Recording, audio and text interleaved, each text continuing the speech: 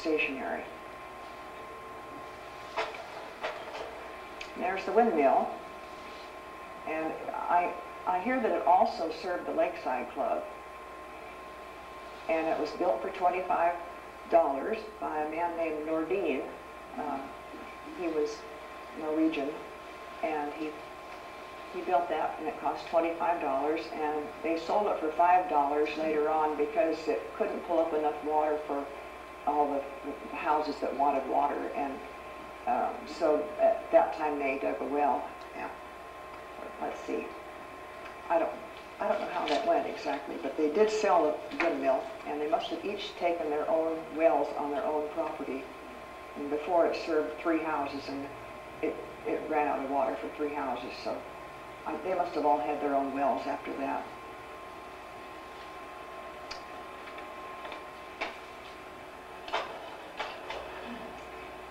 This is the Hart home on Hart's Point on American Lake. John Hart was a lawyer who worked in Seattle, and every day he walked to the streetcar, which was on Interlochen and Washington Boulevard. It's probably not the same name. Interlochen went out to Bradley Lake Drive at Lake Silicon Drive. If you live in Lakewood and know where Lake Silicon Drive is, that's where Interlochen came out before they changed its route. So he went to the streetcar, rode into town in the streetcar, and got on the interurban to go to Seattle. And in the afternoon, he went back the other way.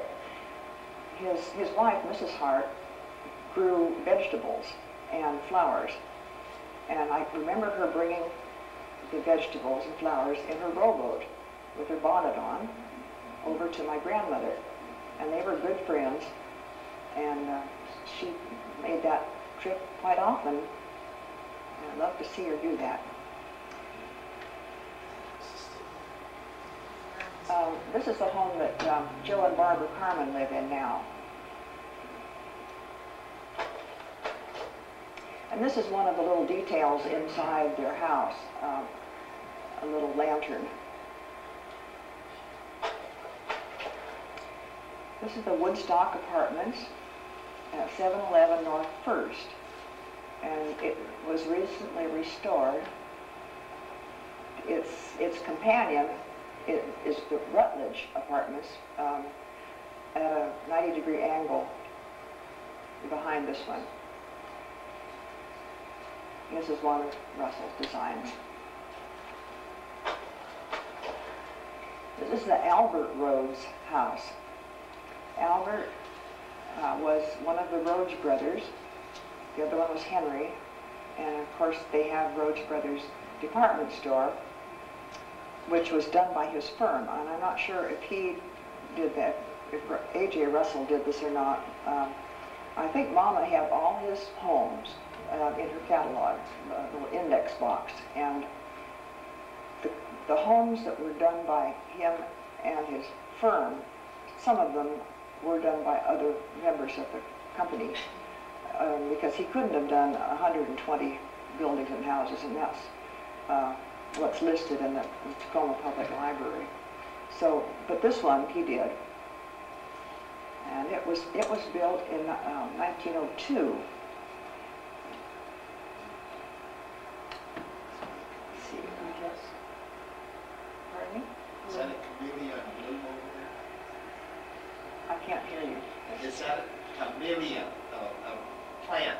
Oh, a camellia. Right. That's beautiful. Yeah. Mm-hmm. It's our city flower. Yeah. Give the address again. Yes, It's 702 North I.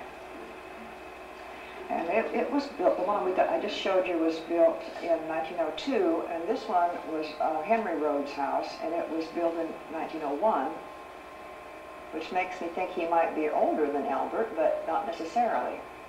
And on the tour of homes, this is the inside, and this is typical of the style in that day with dark colored beams. And we have a man by the name of Dusty Trail to thank for renovating this house and putting it back to the way it was. In 1974, I think, he started doing that. And I went with Mama to see that house when at the invitation of Dusty Trail. But he doesn't live there anymore. I don't know what happened to him.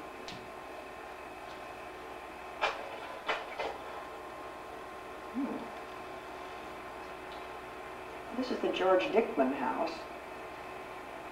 Maybe you've heard of the Dickman Mill on the waterfront. It was one of the biggest sawmills on the Sound. And Mr. Dickman had his own steamship, so he could haul the logs himself. And, you know, he was in charge of that too. There have only been 2 owners of this house, the Dickmans and the next people who I met during the tour of homes. This was another home in the tour of homes, and they were quite elderly, but they had kept the house up too. And Mrs. Dickman wanted her fingerprint was a lion signature. I mean, what she liked was lions. So that is a lion's head. I can't exactly see it, but I think if you went around to the front, you'd see that. Oh, yes, I do. Yeah, I see the mouth open. Yeah. Yeah, there's the lion. And this is the balustrade going upstairs. This is another thing that they like to have was dark wood staircases. And I think that one's particularly lovely, especially at Christmas time.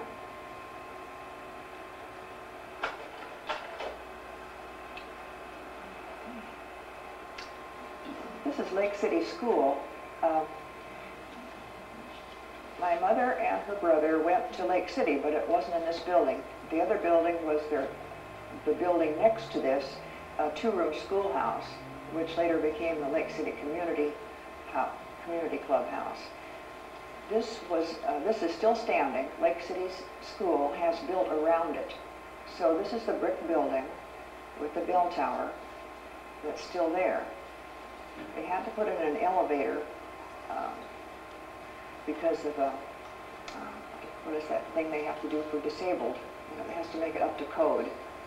So my cousin, Don Russell, who was AJ's grandson, made the windows. His company, Fentron, was in charge of doing the windows when they remodeled. And these windows were the kind that had long blinds, and the teacher got the blinds by putting a long pole up with a hook on it and pulling the blind down.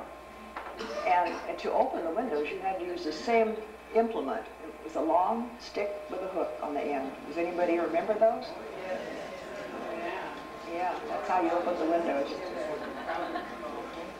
And I went to school there, and I remember playing hopscotch and other games in front of those 2 doors. It was a nice building.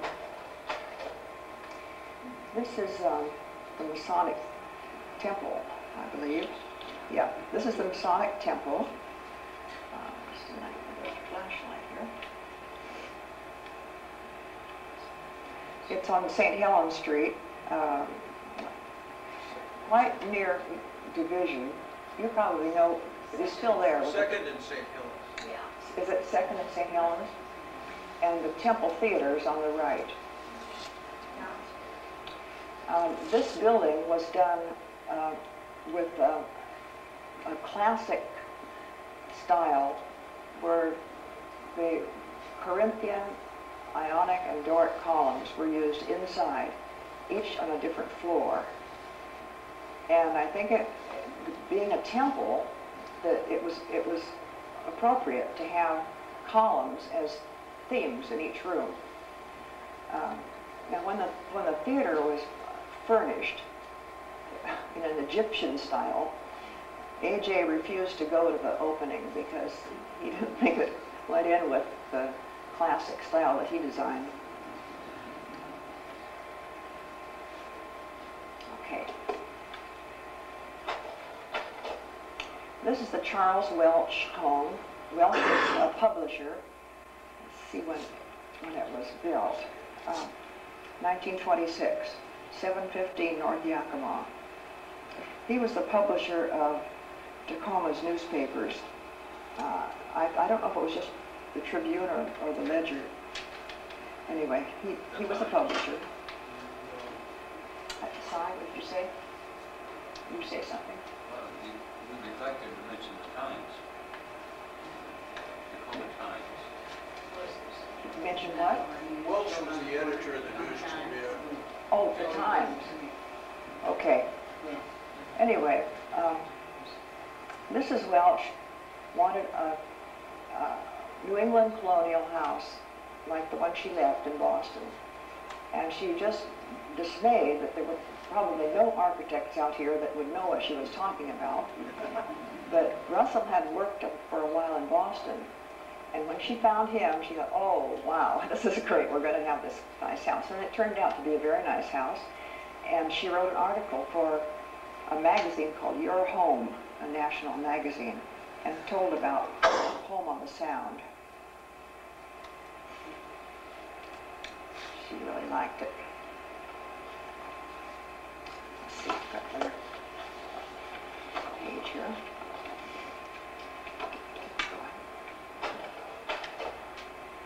This is the lodge at Sunrise, on the Sunrise side of the mountain. And it was never finished because the owners ran out of money. This was supposed to be the center part with the dining hall, and there were supposed to be 2 wings on each side for residents or for hotels.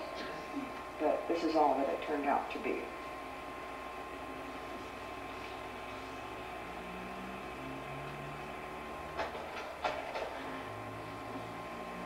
This is the McCormick house. James McCormick was a mercantile with his brother, and like the Rhodes brothers. And their store, what later became Sears store downtown. And this is called, let's see, oh, I don't have it down here, but this is Mediterranean style.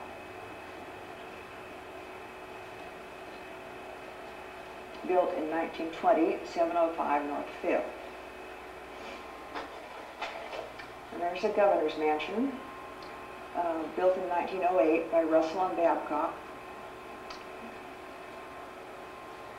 And the inside is beautiful too. If you've taken a tour, you know this is the ballroom, and on one side they had a little balcony for the orchestra. And the windows, I think, are really beautiful. And this is the entry to the mansion. It's also very lovely.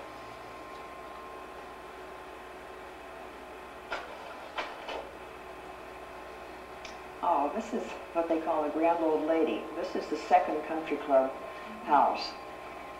The first one was built in 1907, and it was one of Russell's designs. And in those days, the people came out from town, and quite often they'd need water and a place to cook. And the clubhouse furnished that for them. But it burned down, and this one was built. The date from that.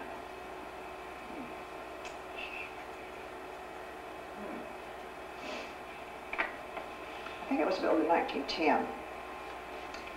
And it burned down in 1961. But they always call it the Grand Old Lady. And when the first one burned down, Russell took his son James out in a rowboat because they lived quite close to the country club, right next to the Lakeside Club, if you know where that is. And they went out on a boat, and Russell watched his building burn. And then 1961, I wasn't here then, and maybe the rest of you remember when that burned. And this is the honeymoon cottage for the Langlo family. It's on American Lake. It's up on the hill is the Langlo house. Their daughter was married, and Russell designed this house for her when she was married. It's the first part that you see of the buildings. The house behind it is my sister's house. And in 1990, another honeymoon couple